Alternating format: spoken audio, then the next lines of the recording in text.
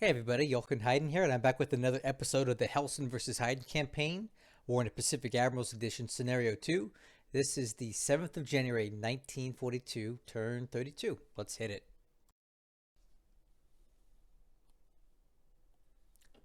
Okay, and we're live with the next Hellsen turn. This is, of course, January 7th, and let's see what happens here. Ah, there it is. This is going to be a bad turn for me. He just captured Rangoon.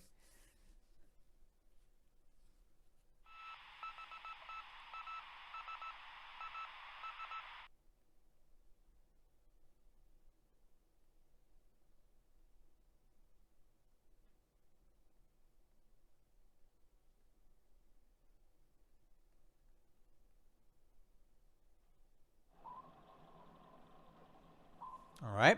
Looks like the plunger is getting involved with some action near Hakodate. Sub-chaser escort stumbled upon it, and now we're gonna have to ride this out.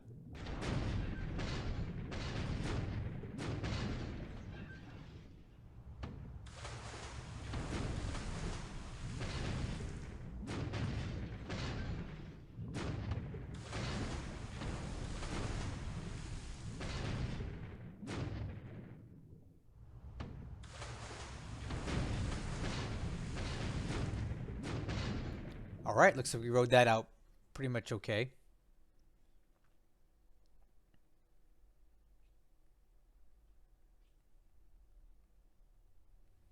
Not too bad. Let's keep going.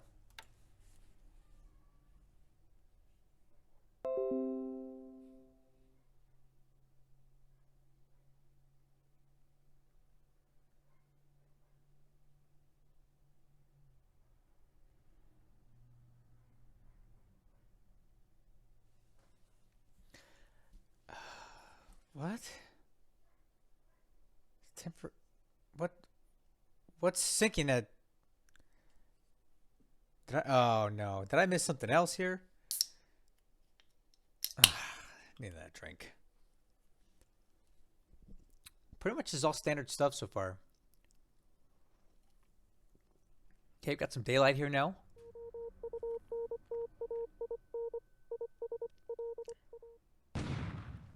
Okay, we get some more unloading at Ambon.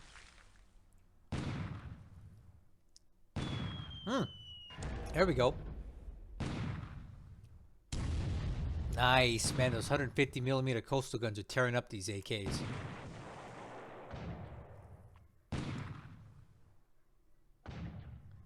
I don't know how many of those shells that ship can take, but probably not too many.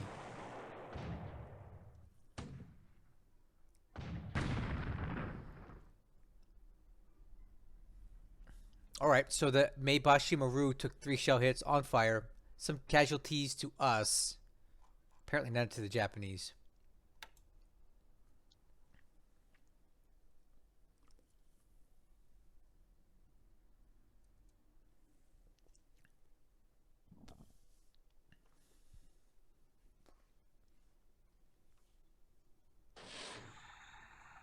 Oh, you gotta be kidding me. That's ridiculous. That's so ridiculous. So, these harbor defense motor launches are so small. They should be able to just kind of drive through these things. But the Japanese get so much buff to their submarines early in the campaign that that ship's a goner. Whatever, you know, seriously, whatever. It's lame.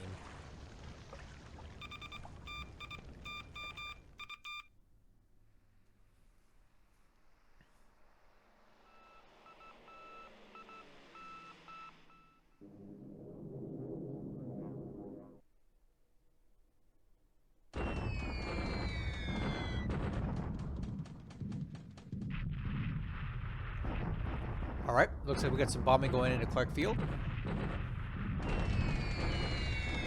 Ooh, 1 Nell destroyed by flak.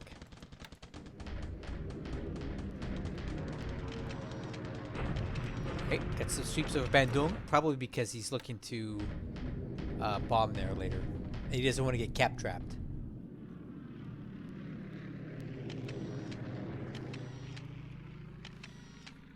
Oh man, looks like he found us out. How did he see us coming? Dang, that's a lot of losses.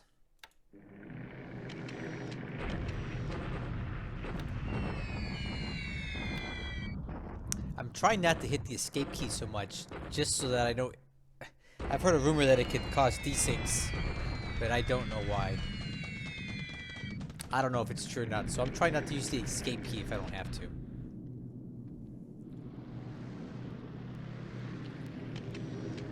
Okay, that's AM phase. Pretty quiet. Something just sank there. No idea what that could have been.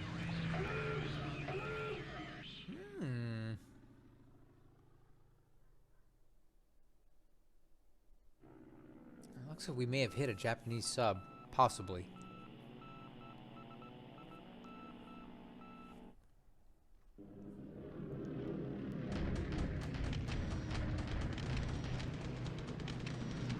Okay, a lot of recon. Tend to see a lot of recon in the PM phase.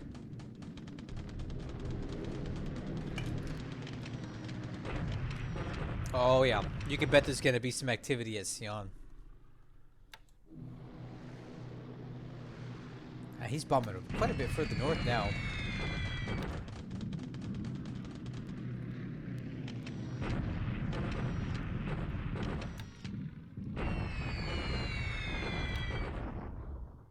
He's going way north. I wonder why he's targeting these guys, and this group of people would be better to target. The train is clear. Oh, yeah, I spoke too soon. Here they come. There you go.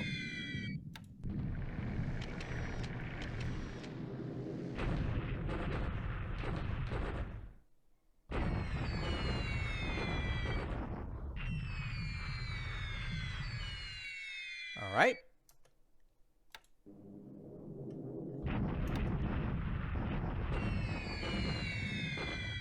Not much to even narrate on this. You guys can read it as good as I can.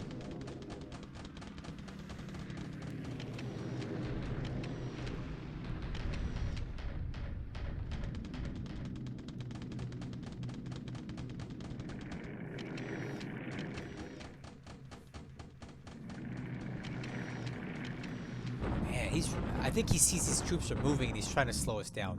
So that, yeah, we'll talk about this later, but I know what he's doing here now.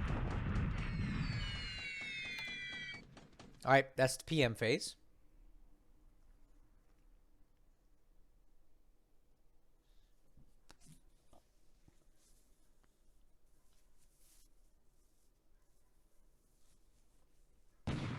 Oh, I guess these guys want to come back for some more. Nice. Oh, that's what we heard. I think we heard one of his ships landing at Ambon sink. You know the other one that we hit 3 times? That might have been what sank. We got one more shell hit into the Zuyo Maru. Okay, looks like he's coming ashore at Legazpi. No big deal there.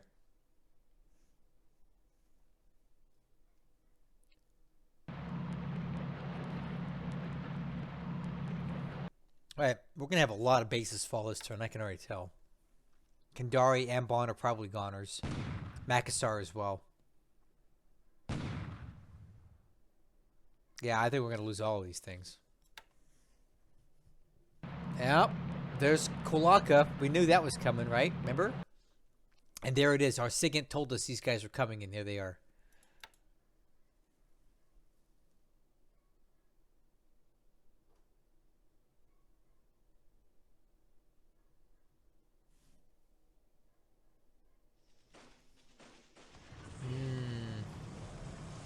I don't know.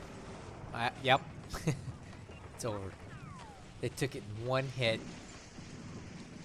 Wow. So easy. They made it so easy.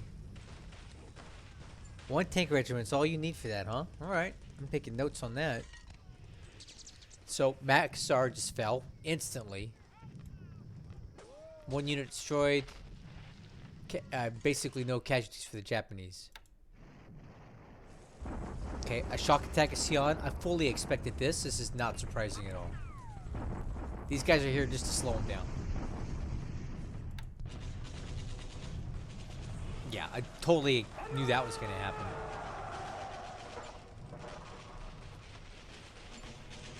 Wow. Look at those numbers. These guys had no chance. Okay, a shock attack here. Completely unsurprising. And there they go.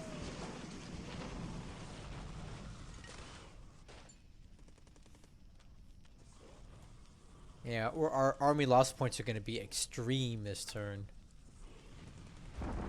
Okay, bombardment.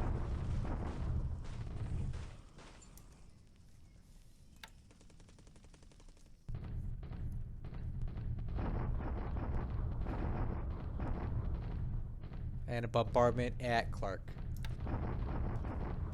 We've been trading pretty good here for a while.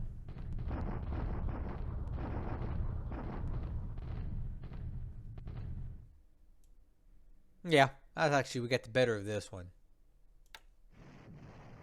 Okay, I don't see Ambon surviving this at all. Wow, I didn't think that we would. Maybe it's the fort level? Surprisingly, these guys did pretty good here. I didn't think against the 144th Infantry Regiment they would do this well. So, wow, Ambon held out for a turn. I don't know how long they'd be able to do that, but that's not bad. Okay, oh, Malang. Okay. These guys are goners.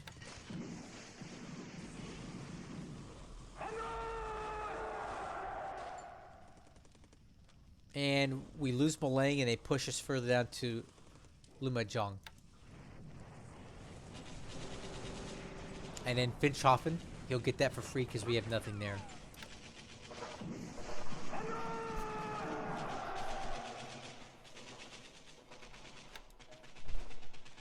Okay, another base, Ketapang. This one will fall. We get nothing there. Oh my goodness, so many.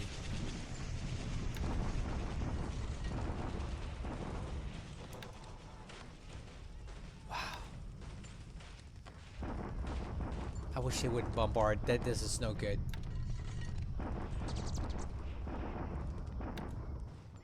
Man, we lost a lot of bases this turn.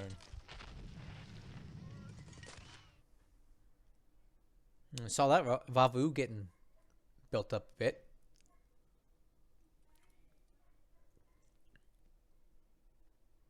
We lost a lot of bases.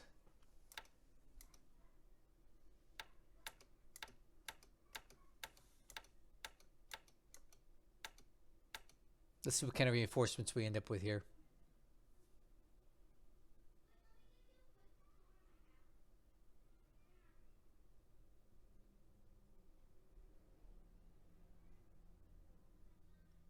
Okay, a couple AKs coming on the map. That's nothing that I need really right now.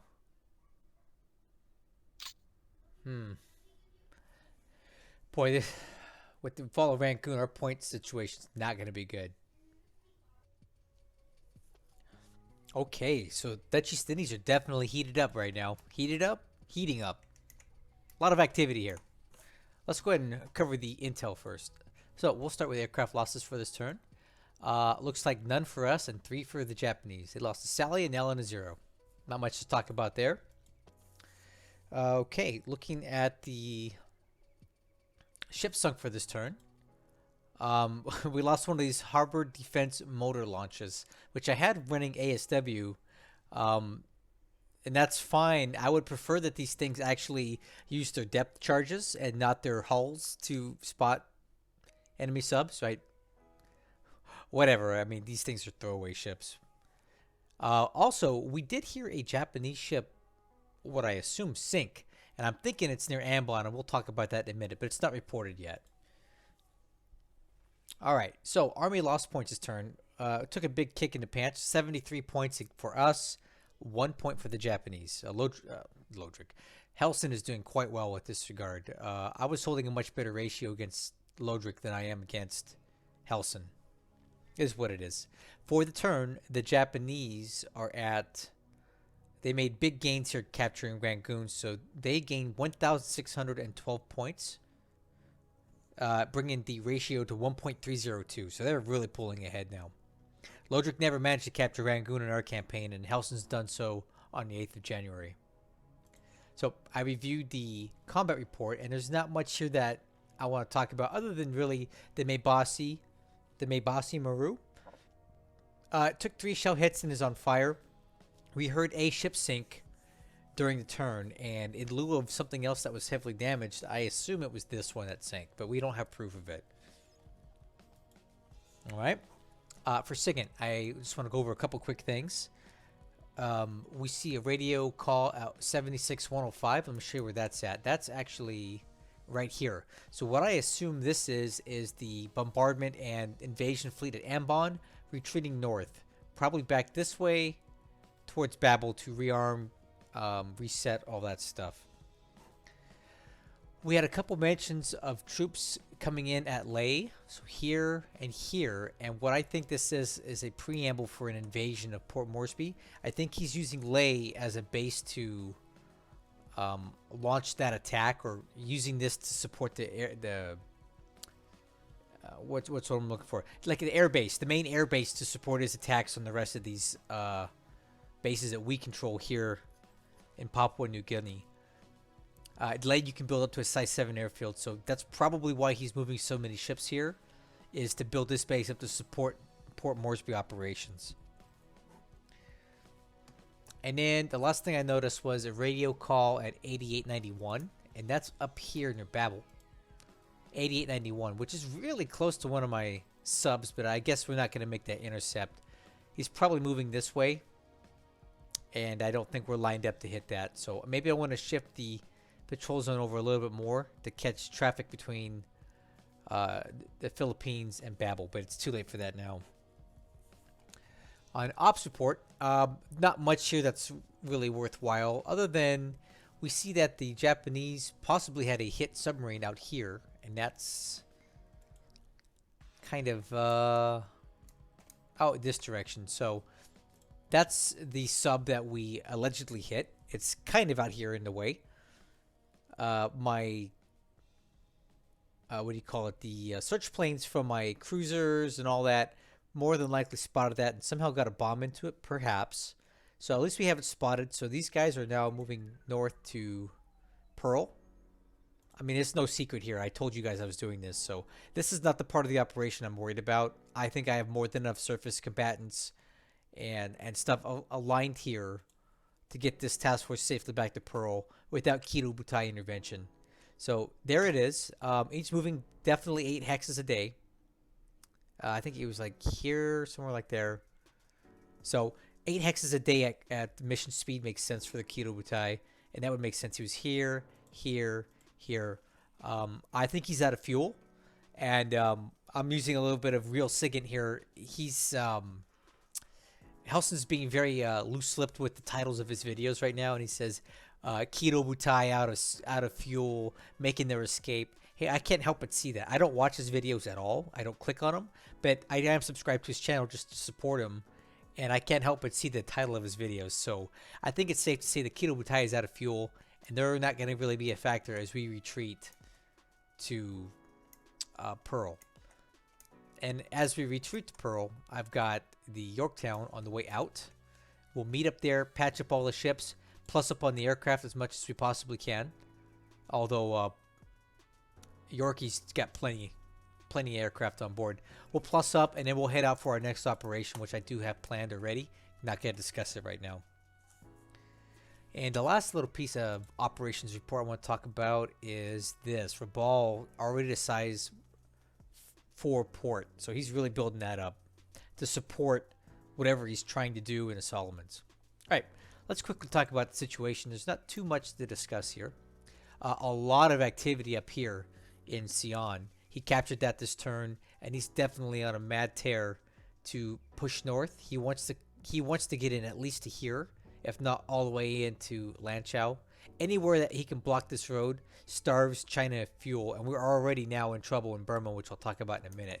Also, another big cause for concern is that this unit now arrived in Ankang. These are the tanks and infantry that were coming up the road. Next turn we will have combat here, and he will probably win. One thing is we do have heavy ×3 terrain here and a little bit of fort. We may be able to hold out a turn. I do have troops in place here and more moving in here. Got more troops moving in here and more coming down the road. So I think we will beat him to the punch, and we can throw up enough stuff to slow him down to get troops in the way to keep him from advancing past this crossroads here. In Burma, he did capture Rangoon, and here's a problem with that is it now kills the Burma Road.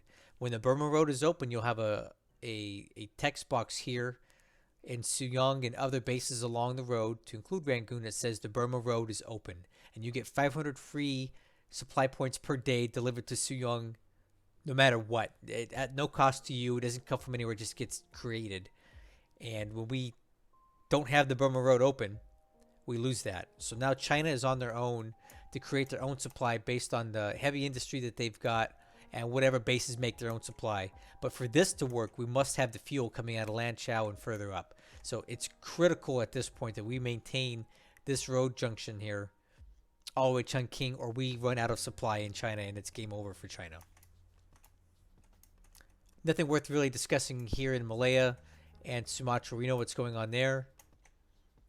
He captured Ketapang here. No big deal. He captured Malang. Again, no big deal. Yeah, Java's no good. I mean, I'm just kind of there now. I really have no offensive capability, and I'm just kind of biding time. But he's captured all the most important bases so far.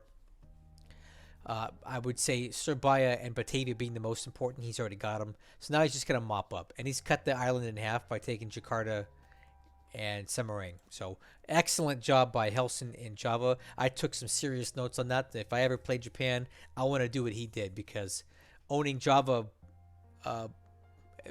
basically by the early January is pretty amazing. What else is amazing is how well he's doing out here. So he captured Makassar. He's doing well to reduce Kendari. He'll take Kolaka next turn and Ambon probably within a couple turns, if not next turn. And these are some of the most, I would say Makassar, Kendari, and Ambon are your most important bases in this part of the Dutch East Indies, in the islands out here in Celebes and Suram, all that. Just fantastic. You know, I'm, again, taking notes for myself if I ever play Japan, because this is how I would want to do it.